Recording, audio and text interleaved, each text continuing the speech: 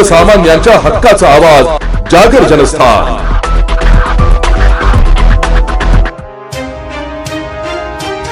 धुळे तालुक्यातील बुरझळ गावात शेताच्या बांधाच्या वादातून एका 50 वर्षीय शेतकऱ्याचा मृत्यू झाल्याची धक्कादायक घटना घडली आहे। या प्रकरणी सोनगीर पोलिसांनी एका संशयिताला ताब्यात घेत सदोष मनुष्यवधाचा गुन्हा दाखल केलाय।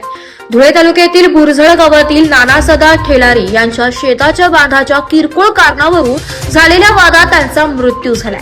या प्रकरणी शामराव दगा पाटील यांच्या विरोधात सोनगीर पोलीस ठाण्यात सदोष मनुष्यवधाचा गुन्हा दाखल करण्यात आला।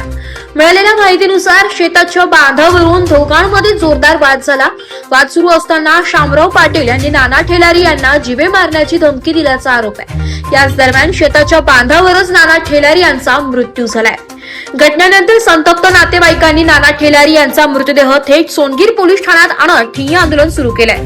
आरोपीवर तातडीने गुन्हा दाखल करून अटक करण्याची मागणी करण्यात आली आहे। यानंतर सोनगीर पोलिसांनी लागलीच शामराव पाटील यांना ताब्यात घेत त्यांच्या विरोधात सदोष मनुष्यवधाचा गुन्हा दाखल केलाय। त्यानंतर पोलिसांच्या मदतीने मृतदेह शवविच्छेदनासाठी धुळे जिल्हा शासकीय रुग्णालयात पाठवण्यात आला असून या घटनेचा पुढील तपास सोनगीर पोलीस करीत आहेत। मी रमेश सरक धनगर समाज संघर्ष समिती धुळे जिल्हा अध्यक्ष। आज बुरझळ या गावी आमचे मेंढपाळ बांधव शेतामध्ये गेले असता तर चारा काढण्यासाठी गेले असता तिथं एक शेतकरी होता, त्यांच्यामध्ये काही भांडण झाले। त्या भांडणाच्या कारणमध्ये इतक्या टोकाला भांडण गेली तर त्या मेंढपाळाला मारून टाकला त्यांनी, म्हणजे जाग्यावर मर्डर करून टाकला। तर आम्हाला आमच्या ठेलारी बांधवांनी फोन केला, असं बुरझळ या गावी झालं भाऊ। तर काही करून आम्ही डेड बॉडी घेऊन सोनगीर पोलीस स्टेशनला आलो आहे। तर आम्ही तुरंत आमचे जे नेते आहेत महाराष्ट्राचे, पद्मश्री डॉक्टर विकासजी महात्मे असतील, गोपीचंद पडळकर असतील, यांना कॉन्टॅक्ट केला। तर त्यांनी सांगितलं नाव आणि नंबर एसपींचा पाठवा। एसपींशी संपर्क करून कापन्नी साहेबांशी बोलणं झालं आणि त्याला तात्काळ अटक केली साहेबांनी।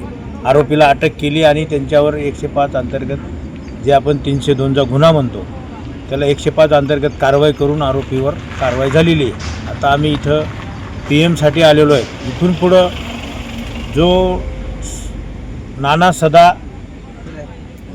कोळपे जे मयत झालेले आहेत त्यांना तीन मुलं आहेत, तर त्यांना शासनाकडून काहीतरी भरपाई मिळायला पाहिजे। अरे हे कुटुंब जो कुटुंबचा धरता होता घरातला, तो माणूस गेला आणि अशा सहज माणसं मारतं, म्हणजे एखाद्या कुत्र्या मांजरासारखे माणसं मारतायत। तर हे कुठंतरी मेंढपाळांवर हा अन्याय थांबला पाहिजे, म्हणून आम्ही येणाऱ्या काही काळामध्ये संघटनेमार्फत मोठं जन आंदोलन उभं करणार आहेत आणि या नानाभाऊला न्याय कसा मिळेल याच्यासाठी आम्ही सर्व प्रयत्न करणार आहोत। जागर जनस्थानसाठी रूपक बिरारी, धुळे।